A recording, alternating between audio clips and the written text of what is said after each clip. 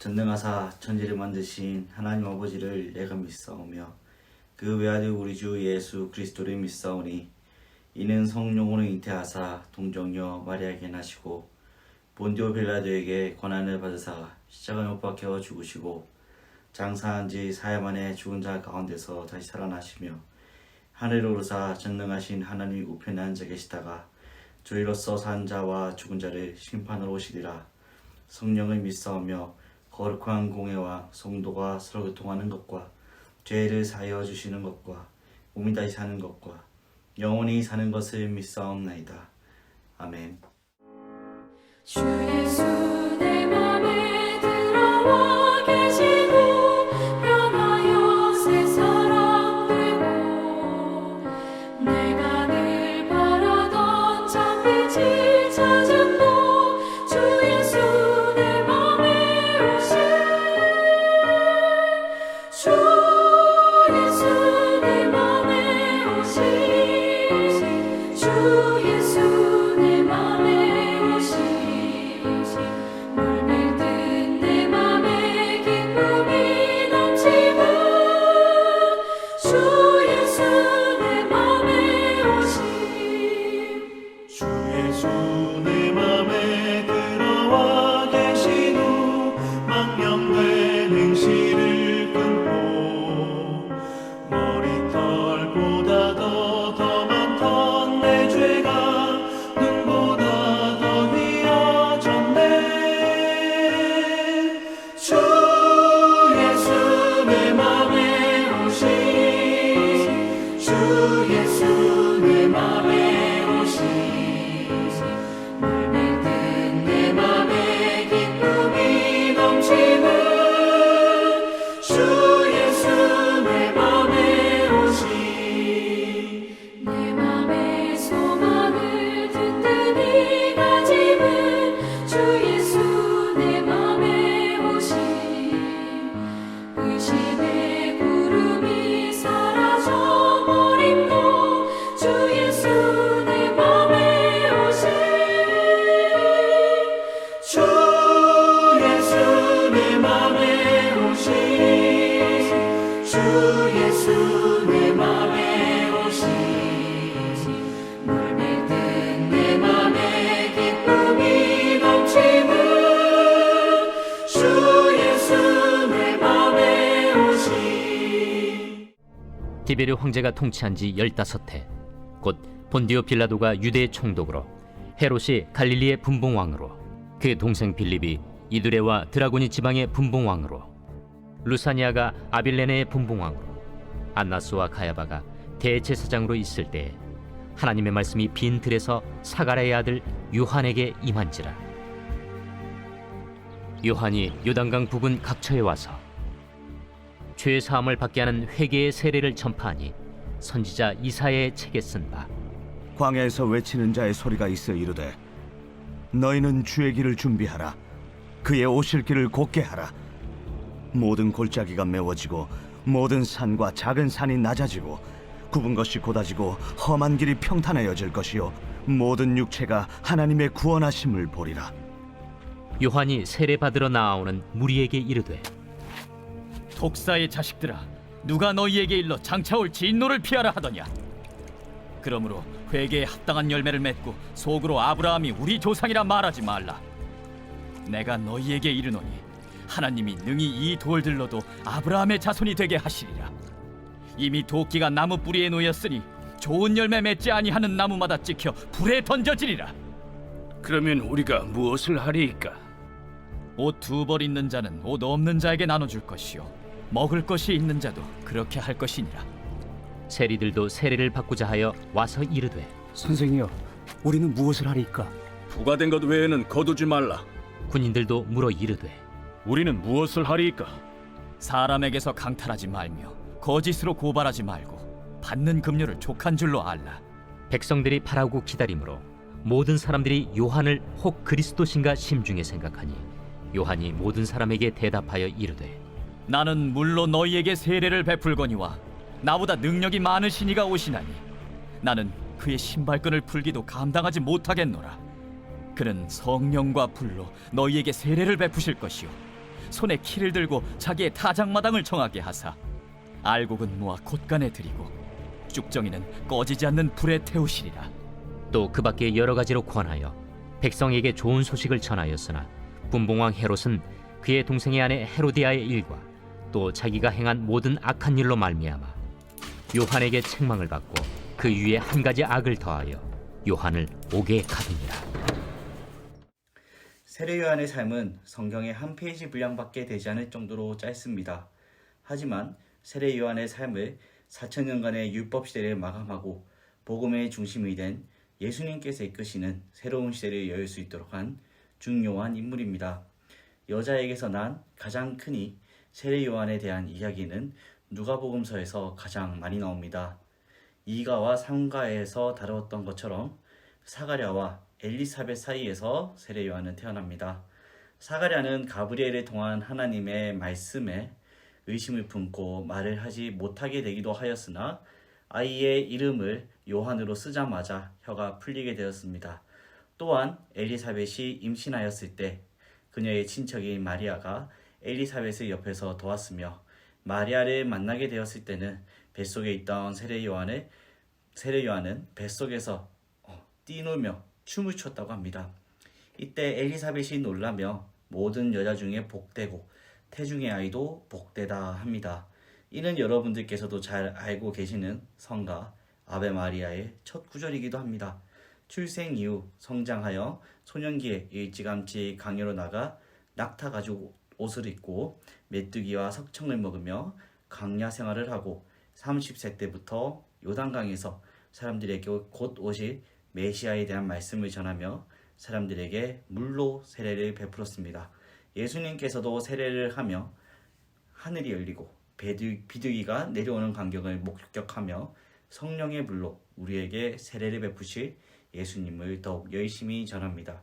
이후 세례 요한은 형제를 죽이고 형제의 아내를 취한 헤롯 왕과 그의 아내를 비판하였다가 감옥에 갇히게 됩니다. 헤로디아가 왕의 생일 잔치에서 딸인 살로메에게 춤을 추게 하고 이에 만족한 헤롯 왕은 딸에게 원하는 것을 무엇이든지 들어주겠다고 합니다. 이에 헤로디아가 딸을 통해 세례 요한의 머리를 요구하게 되며 세례 요한은 그렇게 생을 마감하게 됩니다. 세례 요한은 광야에서 하나님의 말씀을 받은 사람이었습니다. 광야라는 곳을 저도 경험해 본 적이 있습니다. 그곳엔 볼 것도 즐길 것도 아무것도 없는 덥고 메마른 건조한 땅입니다. 지금 우리들에게 스마트폰 없는 세상이라 하면 이해가 더 잘 될 것 같습니다. 실제로 핸드폰조차 터지지 않습니다. 그런 세례 요한에게 하나님의 말씀이 임하게 됩니다. 2절 말씀에서 하나님의 말씀이 광야에 있는 사가랴의 아들 요한에게 내렸다. 아무것도 없는 곳이지만 하나님의 말씀이 그곳에 있었습니다.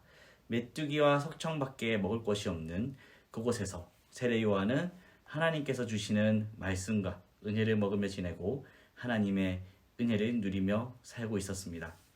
이스라엘 백성들도 40년간 광야 생활을 했습니다. 먹을 것도 마실 것도 없으며 뜨겁고 딱딱하고 밤에는 춥기만 한 광야 생활이었습니다. 하지만 하나님께서는 그 광야에서 이스라엘 백성들에게 만나를 내리시고 메추라기를 내리시며 반석에서 샘물이 나게 하셨습니다.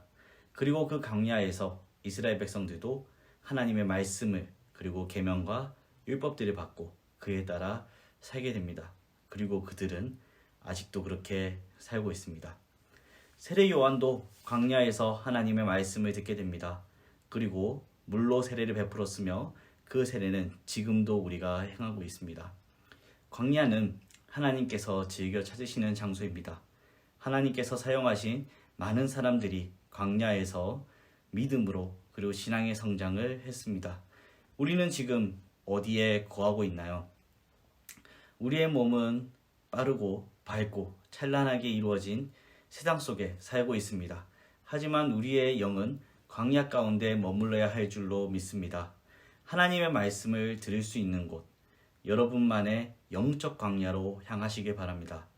그곳에서 하나님과의 깊은 대화를 통해 영적 성장을 이루시기 바랍니다. 하나님의 말씀을 받은 요한은 요단강 주변 온 지역을 찾아가서 제3을 받게 하는 회개의 세례를 선포하기 시작합니다. 세례 요한의 사역에 대해 600년 전 이사야 선지자는 이사야서 40장 3절에서 5절 말씀을 통해 이렇게 예언하고 있습니다. 외치는 자의 소리여 이르되 너희는 광야에서 여호와의 길을 예비하라. 사막에서 우리 하나님의 대로를 평탄하게 하라. 골짜기마다 도두어지며 산마다 언덕마다 낮아지며 고르지 아니한 곳이 평탄케 되며 험한 곳이 평지가 될 것이요 여호와의 영광이 나타나고 모든 육체가 그것을 함께 보리라. 이는 여호와의 입이 말씀하셨느니라 라고 말하고 있습니다. 교만하고 자고한 마음이 겸손하여지고 삐뚤어지고 어그러진 마음과 생각들이 옳게 될 것이고 그렇게 된 후에 메시아의 영광을 함께 보게 될 것이라는 말씀이었습니다. 세례 요한은 구약의 예언을 이루어지고 있었습니다. 그리고 그의 말은 직설적이고 단호했습니다. 요한은 자기에게 세례를 받으러 나오는 무리에게 말합니다. 독사의 자식들아, 누가 너희에게 닥쳐올 하나님의 진노를 피하라고 일러주더냐. 회개에 합당한 열매를 맺으라. 너희는 속으로 아브라함은 우리의 조상이다 라고 말하지 말라. 하나님께서 이 돌들로 아브라함의 자손을 만드실 수 있다. 도끼를 이미 나무 뿌리에 가져다 두셨다. 그러므로 좋은 열매를 맺지 않는 나무는 다 찍어 불 속에 던지신다 라고 말합니다. 그런 요한의 메시지를 듣는 사람들의 반응은 더 놀랍습니다. 무리들도 세리들도 군인들도 요한에게 묻습니다. 그러면 우리는 무엇을 해야 합니까? 뼈를 때리는 말을 듣고 모든 일들의 질문이 같게 나왔습니다. 이미 요한이 회개에 합당한 예매를 맺으라 하였는데 무리들은 요한에게 무엇을 해야 하는지를 묻습니다. 무엇을 해야 회개에 합당한 열매를 맺을 수 있을지 답을 구하고 있는 것입니다. 그들의 질문에 요한은 대답을 합니다. 가난하고 어려운 사람, 약자들을 돌봐주어라. 세리들은 정해준 것보다 더 받지 말아라. 군인들은 백성들을 협박하며 억지로 빼앗거나 속여서 빼앗지 말고 봉급으로 만족하라고 합니다. 요한의 대답은 공정하고 정직하게 사는 삶, 그리스도인다운 삶, 그것이 회개에 합당한 열매라고 대답합니다. 남을 속이거나 해야 하는 것, 그것은 하나님의 율법에 어긋나는 일입니다. 이때 당시의 사회도 지금 우리의 사회처럼 불공정과 불평등이 만무한 혼란한 사회였습니다. 로마라는 제국의 빌부터 사회적 약자를 더욱 힘들게 하던 이들이 많이 있었습니다. 세리와 군인처럼 나라를 위해 일하는 이들은 더욱더 청렴하고 정직해야 함을 말합니다. 사람을 사랑으로 돕고 사는 회개에 합당한 열매를 맺는 사회를 만들어 가야 합니다. 백성들은 일반적이지 않고 평범하지 않은 요한의 행적을 보며 그리스도가 아닐까 하고 생각합니다. 당시 가난한 사람들은 그리스도를 메시아를, 세상을 구원해줄 구원자를 갈망하고 있었습니다. 엘리야처럼 사역하는 요한의 모습이 백성들의 눈에는 마치 메시아처럼 보였던 것입니다. 이런 백성들의 오해를 요한은 지체하지 않고 즉시 풀어줍니다. 요한은 나는 여러분에게 물로 세례를 주지만 나보다 더 능력이 있는 분이 오실 터인데 나는 그의 신발끈을 풀어드릴 자격도 없습니다. 그는 여러분에게 성령과 불로 세례를 주실 것입니다. 라고 합니다. 모든 백성들이 자신을 그리스도로 생각하고 있었고 자신을 따랐고 그의 말에 순종할 준비가 되어 있었습니다. 하지만 요한은 자신의 사명이 무엇인지 분명히 알고 있었습니다. 광야에서 하나님과의 시간을 보낸 요한은 자신이 새로운 시대를 여는 메시아의 앞에 온 그 사명적 역할을 잘 알고 잘 감당하고 있었습니다. 요한의 사명은 길을 놓는 것이었습니다. 백성들의 마음을 회개시키는 사명이었습니다. 메시아를 맞이하기 위해 준비하는 막중한 사명이었습니다. 세례 요한을 통해 이스라엘 백성들은 곧 오실 메시아를 기대하며 소망을 품게 되었습니다. 백성들에게 요한은 너무나 귀하고 고마운 사람이었습니다. 기쁜 소식을 전해준 사람이기 때문이겠지요. 하지만 헤롯 왕과 헤로디아처럼 악행을 저지르는 자들에게는 세례 요한은 큰 걸림돌이 되었습니다. 특유의 직설합법으로 불의의 불의한 일을, 공정하지 못한 일을 저지르는 자들을 가차없이 책망하였기 때문이겠지요. 헤로디아는 남편 빌립을 버리고 그의 형제인 헤롯과 불륜에 빠져 결혼한 사람이었습니다. 그녀는 이세벨에 버금가는 악녀였습니다. 세례 요한은 이런 더러운 죄를 그냥 덮어둘 수 없었고 결국 헤롯은 세례 요한을 옥에 가두고 결국엔 죽음에 이르게 합니다. 세례 요한은 하나님으로부터 보냄을 받은 사명자로서 하나님께 충성스러운 종이었습니다. 욕심을 탐하지 않았고 교만하지 않았고 겸손하게 자신에게 주어진 사명을 감당했습니다. 비록 그의 삶은 비극적인 결말을 맞이하였지만 하나님께서는 그를 하나님의 나라로 이끄셨습니다. 하나님께서 주시는 상급은 눈으로 볼 수 있기도 하고 눈에 보이지 않기도 합니다. 세례 요한에게 주어진 하나님의 상급은 하나님의 나라에서 크게 주어졌을 줄로 믿습니다. 하나님의 사명을 감당하는 것, 기쁜 일만 가득한 것도 아니며 풍족함이 넘치는 것도 아닙니다. 하나님의 계명과 율법을 그리고 예수님께서 우리에게 말씀하신 사랑을 실천하며 복음 전파를 잘 하라고 하신 그 말씀을 잘 한다고 해서 지금 우리의 삶이 윤택하게 변화되는 것은 아닙니다. 때론 세례 요한처럼 그리고 다른 예수님의 제자들처럼 사도 바울처럼 힘든 결말을 맞이하게 될 때도 있습니다. 이 땅에서의 하나님의 상급을 바라기보다는 천국의 하나님 나라에 상금을 쌓는 우리가 되기를 소망합니다. 오늘은 공과 교재에서 세례 요한에 대한 이야기를 아주 잘 마무리하고 있습니다. 세례 요한은 백성들이 바라고 기다리는 역사적 상황 가운데 하나님께서 보내신 사람입니다. 오늘도 하나님은 그리스도의 사역을 믿지 않는 사람들에게 그리고 그리스도인들에게 올바르게 이해하고 살아가도록 인도하십니다. 그러므로 우리는 그리스도인으로서 역사의 주인공으로 다시 오실 그리스도의 재림을 준비해야 합니다. 그것이 그리스도인인 우리가 가져야 할 참된 경건의 태도입니다. 진리와 함께 기뻐하는 우리의 경건의 모양과 깊이는 그리스도가 오실 때 그분을 기쁘게 할 것입니다. 우리는 세례 요한의 등장과 그가 베푼 회개의 세례가 이룩해낼 미래를 영적인 눈으로 볼 수 있는 경건한 안목을 가져야 합니다. 아울러 회개에 합당한 열매를 맺는 우리 성문 가족 여러분들이 되기를 기도하고 소망합니다. 기도하겠습니다. 우리를 이토록 사랑하셔서 예수님을 보내시고 우리를 죄에서 구원하신 하나님 아버지, 오늘도 누가복음의 말씀을 통하여 하나님께서 이루셨던 사실적 순간들을 묵상하였습니다. 자신의 위치와 역할을 분명하게 알고 겸손함과 청빈한 삶을 지녔던 세례 요한에 대해서 살펴보았습니다. 먼저 우리에게 영혼의 강야를 허락하셔서 항상 하나님과 만날 준비가 되어 있는 우리가 되도록 하여 주시옵소서.